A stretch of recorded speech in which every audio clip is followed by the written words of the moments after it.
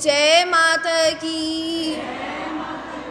बोलो गुरुदेव महाराज की जय। सागर से भी अधिक गहराई है जिसकी, हिमालय से भी अधिक ऊंचाई है जिसकी, आसमान से भी अधिक असीमता है जिसकी, और धरती से भी अधिक सहनशीलता है जिसकी, ऐसे मेरे गुरुदेव को शत शत प्रणाम। जय माता की। A person should not engage in this dreadful world.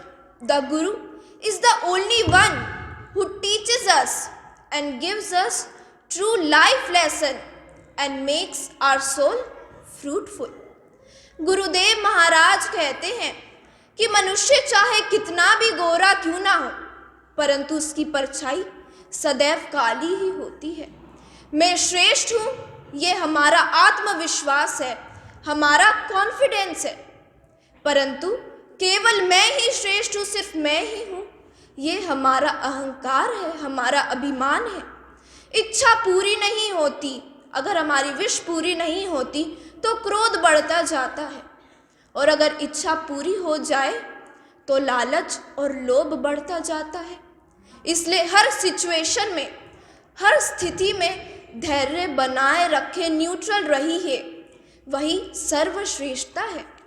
किसी भी चीज का उदय अचानक नहीं होता। सूर्य भी धीरे धीरे निकलता है, धीरे धीरे ऊपर उठता है। उसी प्रकार मनुष्य को भी अपने जीवन में धैर्य को धारण करना चाहिए। जो धैर्यवान हो जाता है वही इस संसार को प्रकाशित करने की क्षमता रखता है, उज्जवल बनाने की क्षमता रखता है। गुरु महाराज के मुख से निकला हुआ हर एक शब्द वरदान होता है। जो उन्हें सुनकर उन शब्दों पे चल पड़े, केवल वही व्यक्ति इस संसार में विद्वान होता है। जय माता की। जय माता की, जय माता की। जिन नैनों में तुम बसे, दूजा कौन समाए।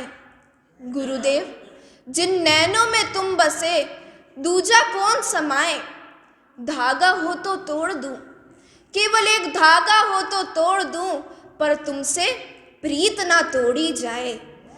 जय हो, तुमसे प्रीत ना तोड़ी जाए।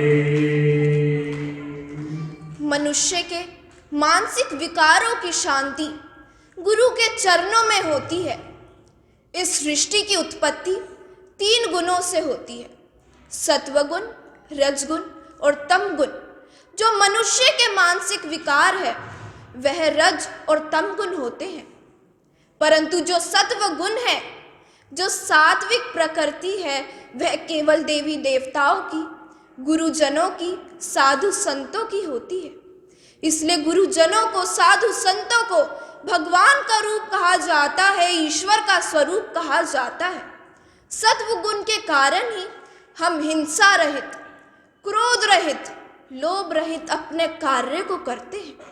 सत्व गुण की प्रधानता से हमारे अंदर सहनशीलता आती है, शीतलता आती है। हम धैर्यवान होते हैं, धर्म की ओर प्रेरित होते हैं, केवल एक सत्व गुण के कारण। परंतु जो राजसी गुण है, जो रज गुण है, उसके कारण मनुष्य के अंदर छल, कपट, लालच, लोभ, तृष्णा, चंचलता, क्रोध, ये सब उत्पन्न होता है। और तम गुण के कारण हमारे अंदर आलस्य पैदा होता है। आलस, थकान, नींद, अज्ञानता, मोह, ये सब तम गुण के कारण हम मनुष्य के अंदर उत्पन्न होता है। इन गुणों से विमुक्त होने के लिए ही हम गुरु के चरणों में जाते हैं, गुरु दरबार में जाते हैं। गुरु हमसे भिन्न होते हैं केवल एक सात्विक प्रकृति के कारण, एक देवताओं की प्रकृति के कारण, और हम गुरु से भिन्न होते हैं राजसी, तम, लालच और अपनी इंसानी फितरत के कारण। बोलो गुरुदेव महाराज की जय। बोल साचे दरबार की जय। बोल जगदियाँ जोता वाली माता तेरी सदा की जय। सुंदर सी गुफा में ज्योत जगमगा रही है, सदियों से जहाँ सारी दुनिया सिर अपना झुका रही है। बोल साची दरबार दरबार की जय।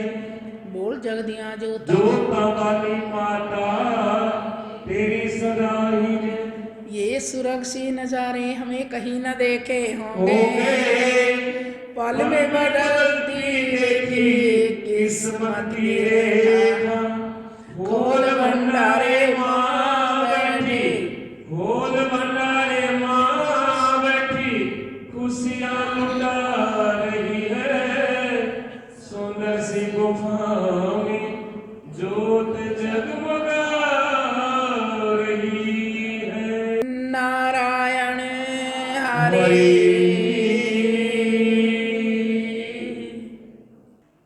किस लिए आए संसार में? कुछ भजने के लिए, कुछ पाने के लिए। हम खो जाते हैं, पाते नहीं हैं। पाने का ज्ञान नहीं है, लेकिन खोने का ज्ञान बहुत है हमें। और हमारे पास कुछ है ही नहीं। जब मिटता है ना, ओस की तरह बह जाता है, कुछ नहीं पाता। तो हमें ये नहीं समझ में आती कि हमें पाना क्या चाहिए। हम तृष्णा मोह में बढ़ जाते हैं, फंसते फंसते चले जाते हैं।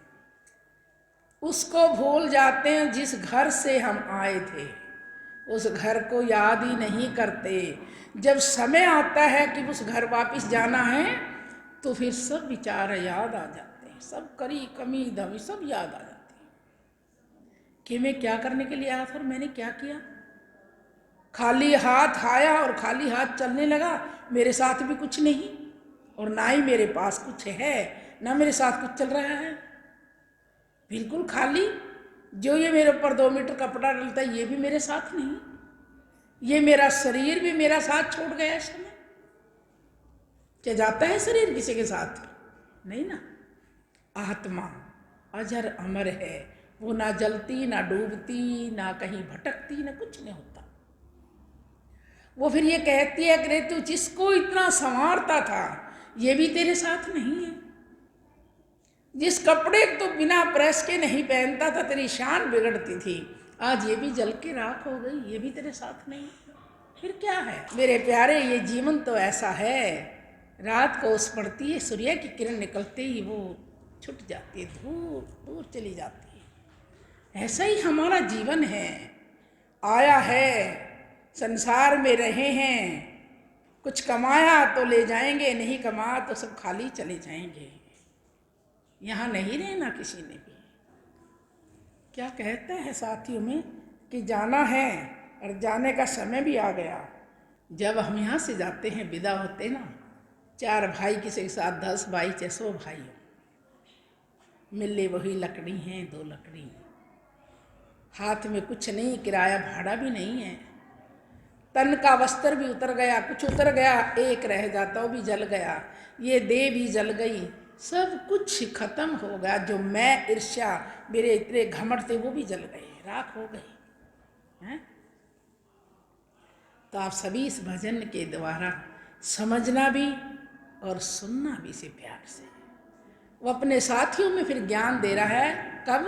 जब उसका जाने का समय आया, जब उसके हाथ पल्ले कुछ नहीं, बच्चों ने सब कुछ छीन लिया, उसका कुछ भी नहीं है। इस उम्र में आकर माता पिता ऐसे रहते हैं प्रेमियों, जैसे बिगाड़ने घर में रहते हैं। उनका कोई हक नहीं है, मनमर्जी से खा नहीं सकते, मनमर्जी से कुछ कर नहीं सकते। बैठे बैठे देखते, मिल गया तो खा लिया और दे दिया तो पहन लिया।